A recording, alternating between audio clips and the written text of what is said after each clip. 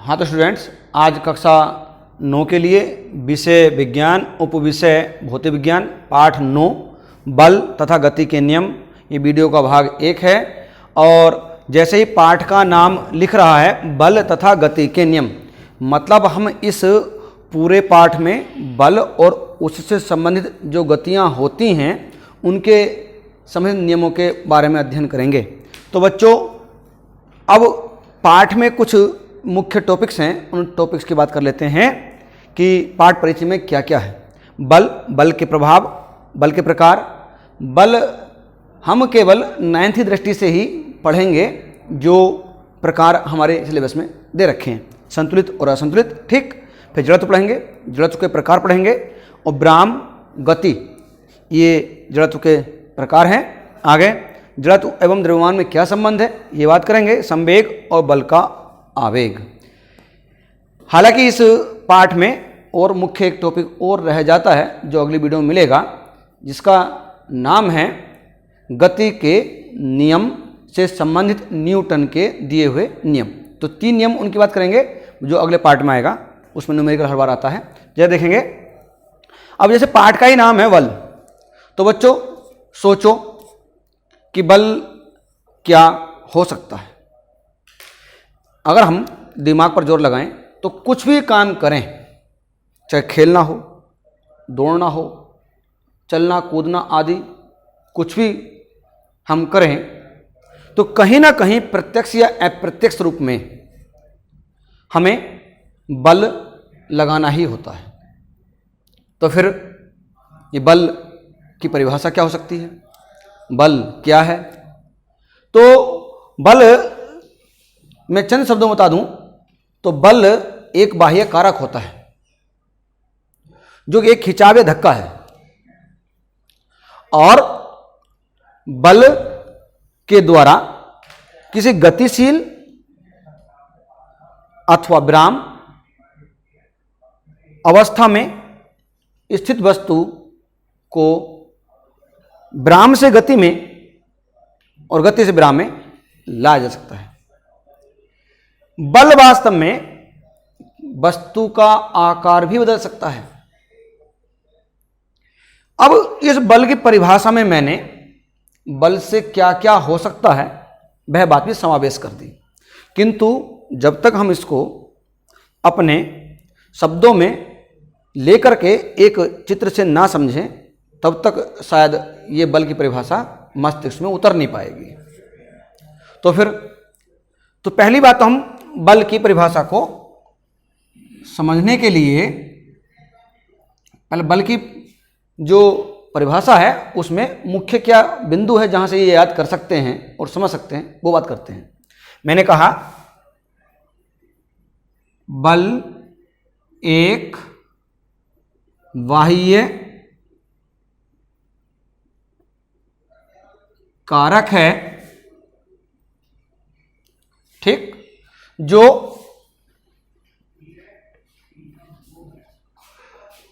किसी वस्तु पर लगने से उसकी अवस्था में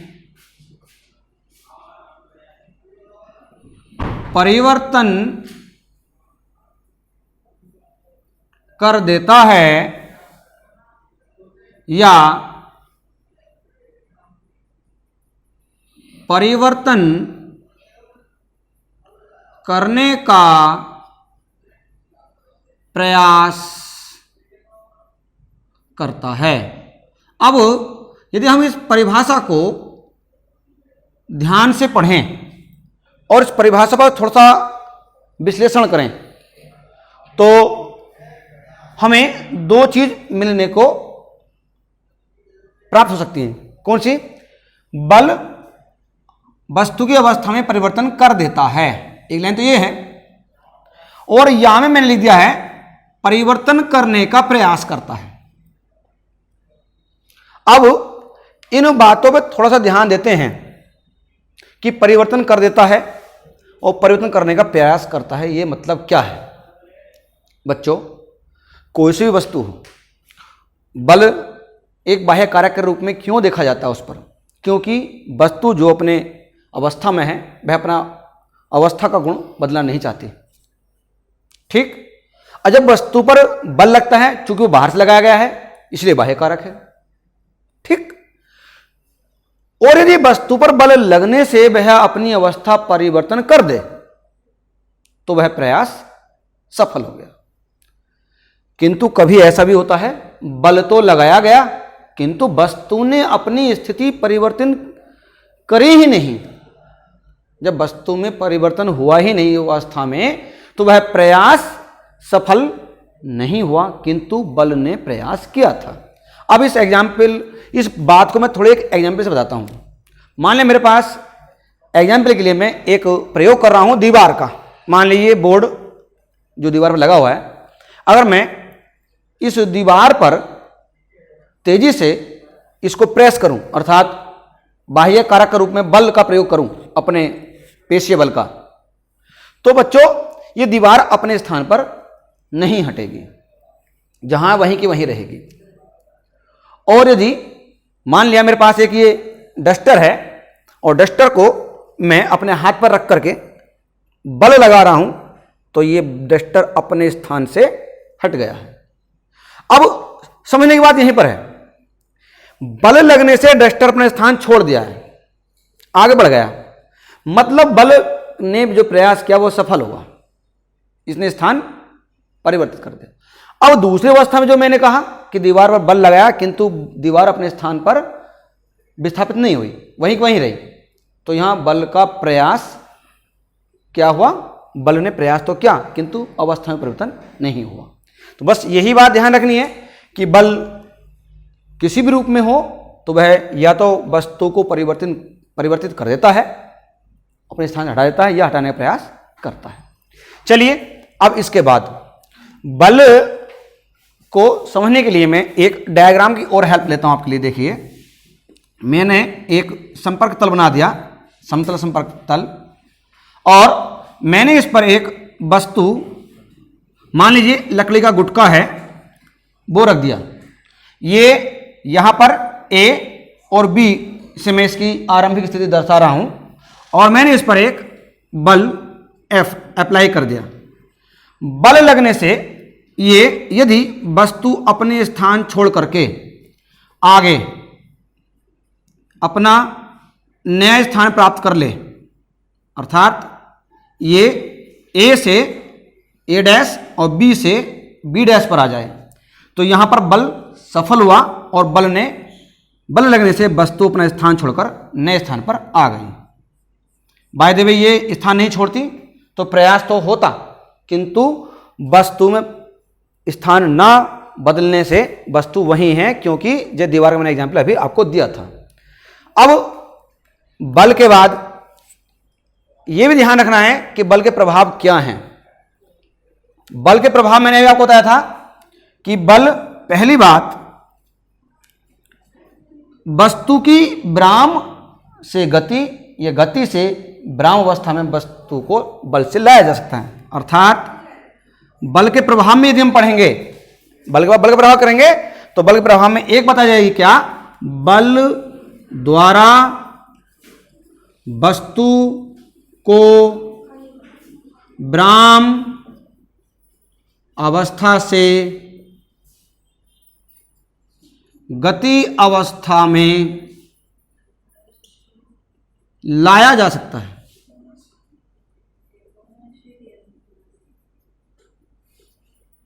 आप यह भी कह सकते हैं कि यदि कोई गतिशील वस्तु है और यदि उस पर बल लगाया उसके विपरीत दिशा में, तो वस्तु को रोका भी जा सकता है, अर्थात गतिशील अवस्था से वस्तु को विराम अवस्था में भी ला सकता है। इसका ये एंटी हो जाएगा दूसरे में, अर्थात ये गति अवस्था से कैमे विराम अवस्था में भी लाया जा सकता है। ठीक। तीसरी बात और ध्यान रखें, अगर किसी गतिशील वस्तु पर बल लगाया जाए या वह विराम अवस्था में है और हमने उसे बल लगाकर गति में ला दिया, तो वस्तु की हम दिशा भी परिवर्तित कर सकते हैं। वस्तु की दिशा में भी परिवर्तन हो सकता है।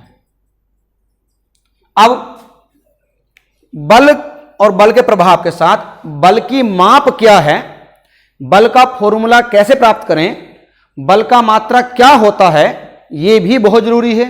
तो चलिए अगली बात हम इसी टॉपिक से संबंधित करते हैं।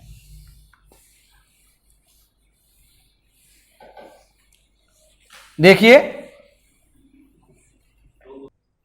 कार्य के लिए भी बल चाहिए होता है। अब हम पढ़ रहे हैं क्या, बल की माप अर्थात बल का सूत्र। अब बच्चों देखिए,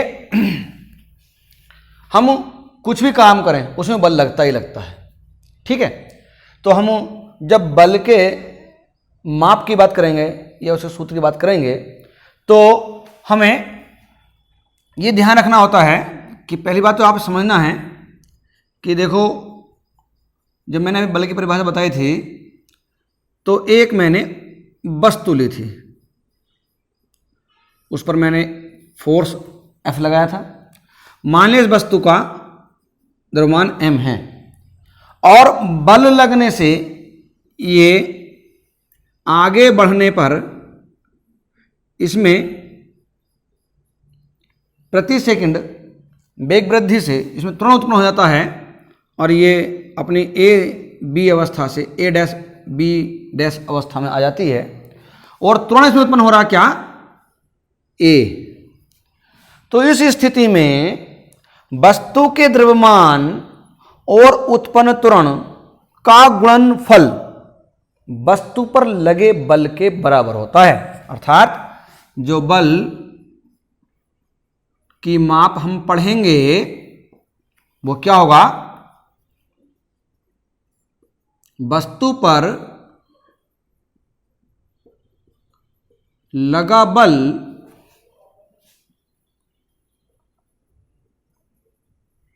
वस्तु के द्रव्यमान m तथा उसमें उत्पन्न त्वरण a के गुणनफल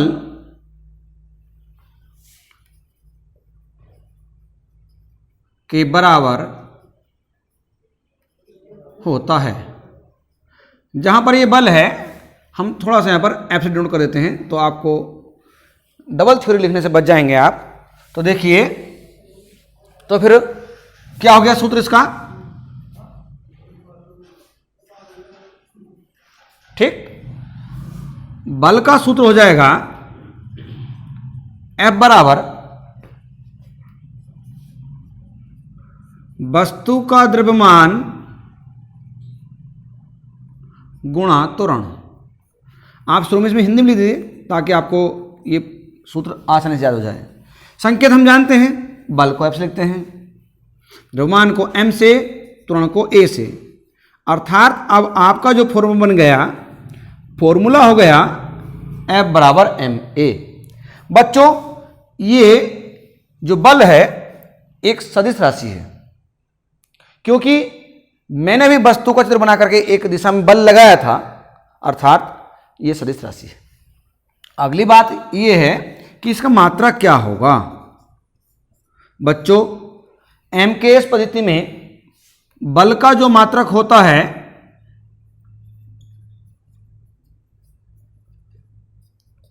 न्यूटन होता है।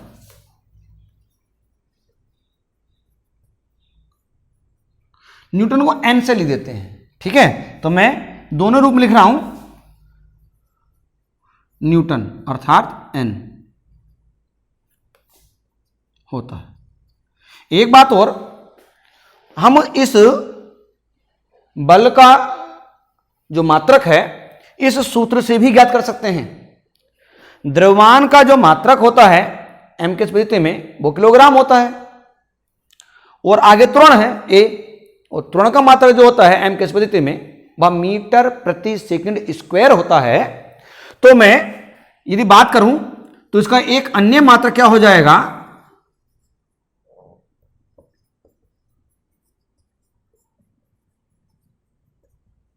किलोग्राम मीटर प्रति सेकंड स्क्वायर, या आप सेकंड पर ऊपर माइनस लगा देंगे तो भी चल जाएगा। मॉडर्न में हम इस प्रकार से प्रति को ऊपर ले जाते हैं, चूंकि स्क्वायर है तो पावर 2 हो गई, वो भी माइनस की। तो ये हो गया। अब और बात बताएं, इसको यदि हम ग्राम भार में, किलोग्राम भार में दर्शाएं तो भी इसको लिखा जा सकता है। इसका जो मात्रक एक और हो सकता है, हम न्यूटन और किलोग्राम में भी बदलें तो देखिए किलोग्राम भार, बल को हम किलोग्राम भार में भी मापते हैं, किंतु किलोग्राम भार और न्यूटन में कुछ संबंध है, जहां पर ये 9.8 न्यूटन के बराबर होता है। आवश्यक पड़ने पर हम बल को किलोग्राम भार में भी शो कर देते हैं, और किलोग्राम भार को शुद्ध न्यूटन में लिखना चाहें तो 9.8 न्यूटन के बराबर 1 किलोग्राम भार होता है। चलिए अब राशि मैंने आपको बता चुका हूं, राशि है ये सदिश। इस प्रकार से आपका बल का पूरा टॉपिक ये फिनिश हो गया। बल के प्रभाव हो गया, बल हो गया, बल की माप अर्थात सूत्र हो गया, कैसी राशि है, ये सब बात पूरी हो जाती है। अब हम बात करते हैं बल के प्रकार की बात करते हैं।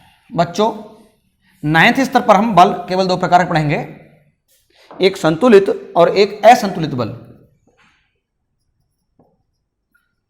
संतुलित बल जो होते बैलेंस्ड फोर्स, ये क्या होता है समझने वाली बात है। भाई अगर किसी वस्तु पर एक से अधिक बल लग रहे हों और वस्तु संतुलन की स्थिति में हो, समझ रहे हो क्या मैंने, नाम से स्पष्ट है संतुलित बल। किसी वस्तु है, कोई वस्तु है, उस पर एक से अधिक बल लग रहे हैं और बल लगने के पश्चात भी वस्तु अपनी संतुलन स्थिति में है, अर्थात वह हिल डुल नहीं रही है, तो समझ लीजिए वह बल संतुलित बल है।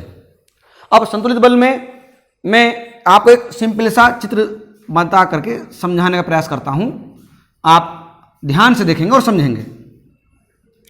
हमारे पास एक संपर्क तल है, समतल संपर्क तल, और मैंने इस तल पर एक वस्तु रख दी है और मैंने इस वस्तु पर एक बल लगा दिया है F1। मैंने इसकी दिशा लगाई है पीछे की ओर, मान लिया ये 5 न्यूटन का बल है, और मैंने इसी वस्तु पर एक बल आगे को लगा दिया है F2, 5 न्यूटन। तो ये दोनों बल आपस में समान हैं। इस स्थिति में ये वस्तु अपनी विरामावस्था में रहेगी। मैंने यहां पर केवल 2 बलों की बात की है, 2 से अधिक बल भी हो सकते हैं। मैंने आगे और पीछे बलों की बात की है, ये बल ऊपर नीचे भी हो सकते हैं। बस भाई, तो मैं सिंपल एग्जाम्पल आपको बताया है, यदि किसी वस्तु पर समान बल लग रहे हो, विपरीत दिशा में लग रहे हो, वह वस्तु स्थिर अवस्था में यदि है तो उसमें लीजिए बल संतुलन अवस्था में। अगर पुस्तक या डस्टर की मैं बात करूं और वो मेज पर रखी है तो वह वस्तु अपनी स्थान पर ही रहेगी। उस पर हालांकि बहुत सारे बल काम कर रहे होंगे, जैसे गुरुत्व बल, क्रिया प्रतिक्रिया का बल, किंतु वस्तु अपने स्थान पर विराम अवस्था में है, स्थिर अवस्था में है, इसलिए उस वस्तु पर जितने भी बल लग रहे हैं उन बलों का बीजगणितीय योग 0 होगा। ऐसी स्थिति में बल संतुलित बल है। प्रत्येक वस्तु जो स्थिर अवस्था में है, समझ रहे हो, तो उस वस्तु पर लगे बल संतुलन बल ही हैं। चलिए अगली बात करते हैं, असंतुलित बल की बात करते हैं।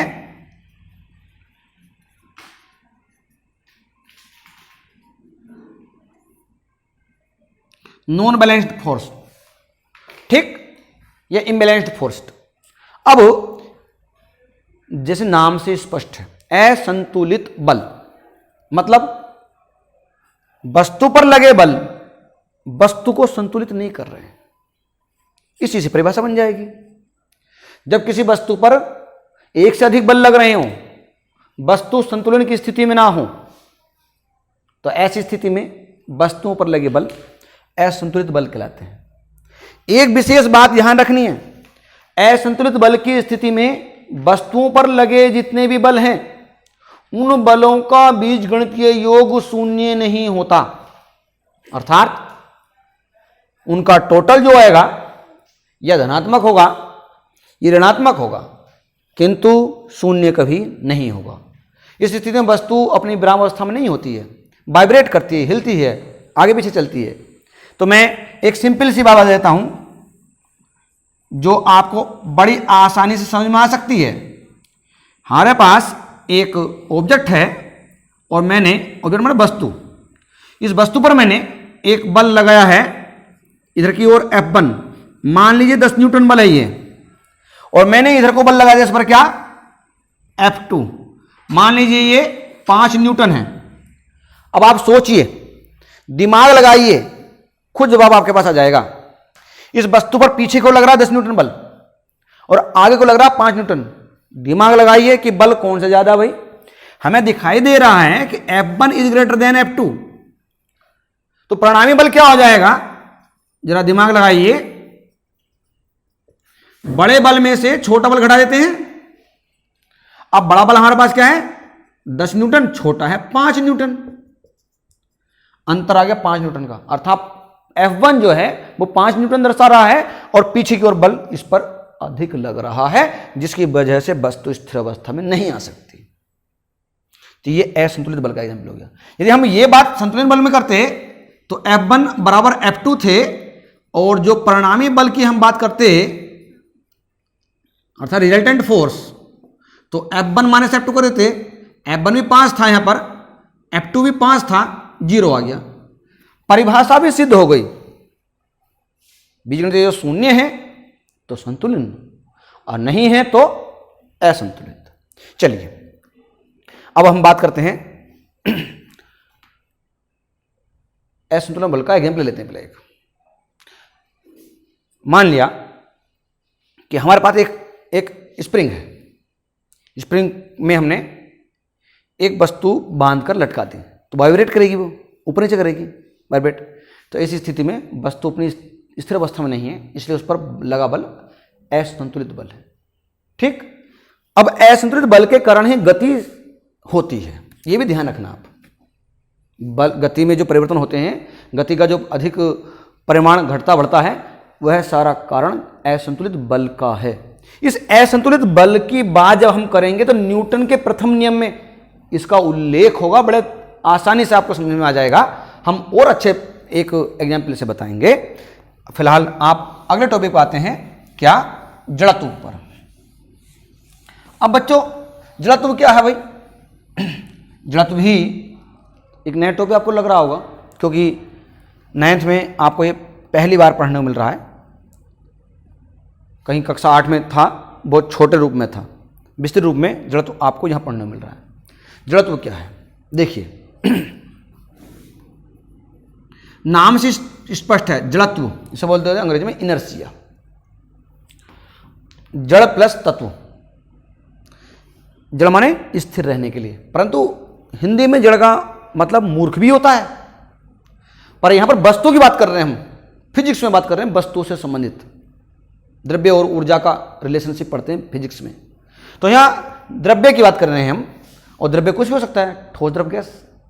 तो किसी भी द्रव्य का जो विशेष गुण है वह गुण ये होता है, वह अपने अवस्था के परिवर्तन का विरोध करता है। वस्तुओं के इस विशेष गुण को ही जड़त्व कहते हैं। और वस्तुओं का जड़त्व जो होता है वह द्रव्यमान के समानुपाती होता है। अब ये मैंने वर्ड बोल दिया कि द्रव्यमान और जड़त्व समानुपाती है, अर्थात जड़त्व द्रव्यमान के समानुपाती है। मैं बता रहा हूं, देखें अभी बताइएगा आप, जड़त्व समानुपाती द्रव्यमान। मतलब अगर वस्तु का द्रव्यमान ज्यादा है तो जड़त्व भी ज्यादा है, अर्थात उसका विरोध करने का गुण ज्यादा होगा। कम है तो उस पर विरोध का गुण कम होगा। अर्थात अधिक द्रव्यमान वाली वस्तुओं को अपने स्थान से अर्थात उनके स्थान से हटाने के लिए हमें अधिक बल लगाना पड़ेगा, और कम द्रव्यमान की वस्तुओं को उनके स्थान से हटाने के लिए कम बल लगाना पड़ेगा, क्योंकि वे अपनी अवस्था परिवर्तन का विरोध करती हैं। मान लीजिए एक सिंपल एग्जाम्पल फिर लेते हैं हम। एक वस्तु है हमारे पास, ये 5 किलोग्राम की थी। एक वस्तु हमारे पास और है जो 10 किलोग्राम की है। अब आप माइंड में लगाइए बात, थोड़ा दिमाग पर जोड़ डालिए कि हमें किस पर ज्यादा बल लगाकर उसको उसके स्थान से हटाना होगा। सोचा, तुरंत जवाब आया, अरे भाई द्रव्यमान इसका कम है, द्रव्यमान ज्यादा है, तो हमें बल यहां पर ज्यादा लगाना पड़ेगा अधिक द्रव्यमान वाले वस्तु पर। तो इसीलिए जड़त्व अर्थात अपने को स्थायी बनाने का गुण वस्तुओं के द्रव्यमान के समानुपाती होता है। ठीक, आप जड़त्व की बात करते हैं क्या? जड़त्व के प्रकार की बात करते हैं। बच्चों, जड़त्व के प्रकार वास्तव में आपको 3 रूपों में मिलते हैं, किंतु 9th में केवल आप 2 रूपों में पढ़ेंगे। कौन कौन सा? एक तो विराम का जड़त्व, एक गति का जड़त्व, तीसरा हो जाता हूं मैं दिशा का जड़त्व। किंतु आपके सिलेबस में केवल विराम और गति दिखा रखा है। थोड़ा मैं इसको बता दूंगा और ऊपर दोनों को भी बताऊंगा। हमें याद केवल ये 2 करने हैं 9th के स्तर पर। समझने में कोई बात नहीं है, समझ सब सकते हैं। विराम अर्थात किसी वस्तु का विराम अवस्था में ही रहना, या उसके विराम अवस्था के कारण जो जड़त्व होता है वह उसका विराम जड़त्व कहता है। और यदि किसी वस्तु की गति के कारण जो उसका जड़त्व होता है वह उसका गति जड़त्व कहलाता है। और यदि वस्तु की दिशा के कारण जो उसका जड़त्व होता है उसका दिशा जड़त्व कहलाता है। मैं इस टॉपिक पर एक एग्जाम्पल लेता हूं। मान लीजिए मैं और आप एक ट्रेन में बैठे हैं। मैं अपनी सीट पर बैठा हूं और आप अपनी सीट पर बैठे हैं। ठीक है, मैं अपने हाथ में बॉल लेकर के उछाल रहा हूं और गाड़ी चल रही है। तो संभवतः यदि मैं आपसे प्रश्न मालूम करूं कि वो बॉल कहां जाकर गिरेगी, तो आप कहेंगे क्या सर जी आपके हाथ में आकर गिरेगी, क्योंकि आप उछाल रहे हैं, आप उसके नीचे हैं। चलिए, अब यही काम आप करेंगे तो वो आपके पास गिरेगी मेरे अनुसार। अब मैं उस बॉल को खिड़की से बाहर उछाल कर देखता हूं और ट्रेन चल रही है, तो क्या स्थिति होगी? मेरी गति तो गतिशील है क्योंकि मैं ट्रेन के अनुसार हूं, और बॉल पृथ्वी गुरुत्वाकर्षण के कारण नीचे गिरना स्टार्ट हो जाएगी और मैं उससे अलग हट जाऊंगा, क्योंकि मैं गति के रूप में हूं। गति के रूप में बॉल भी थी, किंतु हम एक स्थान पर नहीं थे, अलग हो गए। हमारे आसपास जितने बल लगते हैं वस्तुओं को अपने स्थान से विस्थापित करने के लिए कुछ ना कुछ प्रयास करते हैं। चूंकि मैं ट्रेन में बैठा था तो ट्रेन के बल ने मुझे को भी अपने साथ ले गया। बॉल गुरुत्व बल के कारण नीचे गिर गई। तो जड़त्व, गति, दिशा, विराम, इन तीनों जड़त्व का समझने के लिए हम केवल एक एक एग्जाम्पल समझ लेते हैं। ठीक है, अगर कोई वस्तु, जैसे मैं ट्रेन में बैठा हूं तो मैं सीट बैठा हूं तो मैं विराम जड़त्व में हूं। ठीक, अब चूंकि ट्रेन के साथ मैं चल रहा हूं तो ट्रेन चल रही तो मैं भी चल रहा हूं। अब मैं ट्रेन के सापेक्ष कहूंगा तो मैं गति जड़त्व में हूं। अब जब जैसे कोई मोड़ आए, ठीक, और अचानक मोड़ आने पर मेरी स्थिति मोड़ के विपरीत दिशा में पहुंच जाए या गिर जाऊं मैं, तो यह दिशा जड़त्व का रूप रहेगा। मैं एक एक एग्जाम्पल आपको आपके पीडीएफ में इनका भेजूंगा, वो अच्छी तरह से समझेंगे। गाड़ी का ब्रेक लगते समय आगे क्यों गिरते हैं, गाड़ी चलती है अचानक तो हम पीछे क्यों गिरते हैं, इन्हीं जड़त्व के आधार पर है गति, विराम और दिशा में। चलिए, जड़त्व एवं द्रव्यमान में संबंध क्या है? मैंने क्या बताया अभी कि जड़त्व और द्रव्यमान वास्तव में परस्पर समानुपाती हैं। एक दूसरे के समानुपाती होते हैं। ये संबंध आपको याद रखना, ये विकल्प रूप में एक प्रश्न बनकर आ जाता है। संवेग की बात करते हैं। संवेग जैसे नाम से स्पष्ट है, संवेग, वेग सहित, वेग सहित।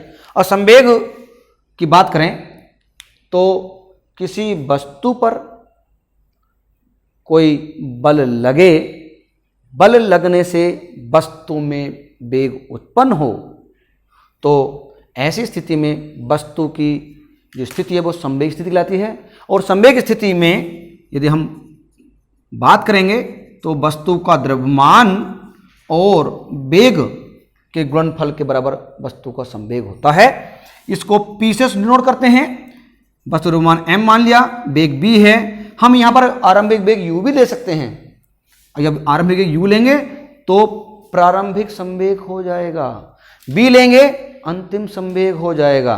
ये बात आगे चलेगी जब हम संवेग संरक्षण के सिद्धांत की बात करेंगे, हमें यहाँ आवश्यकता पड़ेगी उसकी भी। तो यहाँ पर हम P बराबर mu और mv दोनों लिख रहे हैं। तो अब शुद्ध परिभाषा क्या होगी इसकी? किसी वस्तु को संवेग उस वस्तु के द्रव्यमान और वेग के गुणनफल के बराबर होता है। ये इसकी अब इस सूत्र से परिभाषा निकल कर आ गई। चलिए अब बात करते हैं इसकी मात्रक क्या होगा फिर इसका। भाई मात्रक एक तो होता है इसका है न्यूटन सेकंड, किंतु फॉर्मूले से भी उसका मात्रक निकाला जा सकता है। अथवा आइए देखिए, यहां m है, m मतलब द्रव्यमान, द्रव्यमान मतलब m के इस पद्धति में द्रव्यमान का मात्रा क्या होता है? किलोग्राम, पता है ना। चलिए b क्या है? वेग, और वेग का मात्रा क्या है? मीटर प्रति सेकंड। चाहे u हो चाहे v हो, मात्रक एक ही है, मीटर प्रति सेकंड। क्या यहाँ पर मीटर प्रति सेकंड को आप चाहे प्रति में लिख लीजिए या ओब्लिक लगा लीजिए या ऊपर माइनस लगा दीजिए, मतलब एक ही रहेगा। तो ये आपका दो ये फॉर्मूले बन के इसके दो सूत्र बनके तैयार हो गए। और राशि है इसकी सदिश। चलिए संवेग हो गया, बल का आवेग और ले लेते हैं। इसे बोल देते हैं इंपल्स ऑफ फोर्स। यदि किसी वस्तु पर बहुत कम समय के लिए बल लगे तो वस्तु का आवेग कहलाता है। ठीक है, तो बच्चों इस विषय में अब जो टॉपिक मैंने आज को पढ़ा है, एक बार लर्निंग आउटकम की बात करते हैं। और लर्निंग आउटकम में आज हमने क्या सीखा देखते हैं। बल, बल के प्रकार, बल के प्रभाव, फिर संतुलित असंतुलित बल की हमने परिभाषा डिवाइड ली अर्थात डिस्क्रिप्शन के रूप में ली है। जड़त्व लिया है, जड़त्व के प्रकार सीखा, और हमने विराम, गति और दिशा जड़त्व भी हमने आपको बता दिया ट्रेन का एग्जाम्पल लेकर के। जड़त्व और द्रव्यमान के संबंध में बात को बताया कि द्रव्यमान और जड़त्व आपस में एक दूसरे के समानुपाती होते हैं। संवेग जो वस्तु का वेग और द्रव्यमान गुणनफल संवेग लाता है। आवेग संवेग के ही एक संवेग परिवर्तन के रूप में भी दर्शा देते हैं, वस्तु के संवेग को बल के आवेग के रूप में। ठीक है, इसे ऐसे शो करते हैं हमने I इंटू डेल्टा टी के रूप, सॉरी फॉर्मूला देता हूं, I बराबर F इंटू डेल्टा टी इसका फॉर्मूला होता है। ठीक है, इसका मात्रक भी न्यूटन सेकंड ही होता है, राशि सदिश होती है। इस प्रकार से आज आपके चैप्टर में छोटे छोटे टॉपिक सभी फिनिश हो चुके हैं। नेक्स्ट वीडियो में आपका गति के नियम न्यूटन द्वारा प्रस्तुत तीनों नियम आएंगे, प्रथम द्वितीय तृतीय नियम, और उन पर आधारित प्रश्न आएंगे। ठीक है, थैंक यू।